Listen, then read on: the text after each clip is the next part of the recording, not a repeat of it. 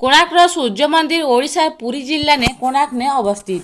यह एंता गोटे मंदिर जेनटा कि निजर कारुकार्य और रहस्य लगे संपूर्ण भारत जनाशुना। मंदिर तो अच्छी किंतु इठाने केवे पूजा नहीं हुए। इठाने रही रहस्यमय चुंबक जेनटा कि समुद्र न जाऊथुबा डंगा मान को भी निजर आके आकर्षण करसी। वेद और पुराण अनुसार श्रीकृष्ण को पो शुंभ के अभिशाप नु कुष्ठ रोग होता। सेथिलागि शुंभ नित्यवନରେ चंद्रभागार नदी कूल सागर संगम रे थिबा कोणार्क ठाने 12 वर्ष पर्यंत तपस्या करथिले आ सूर्य देवता के भी प्रसन्न करथिले।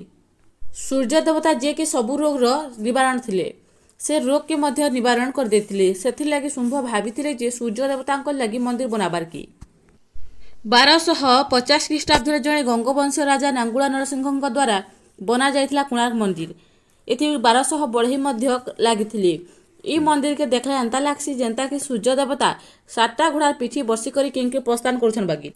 आ कोणार्क मंदिर रो सुंदर कारुकार्य के देखबार लगी देश विदेश रे दिल्ली हजार हजार पर्यटक माने बुली आसुछन।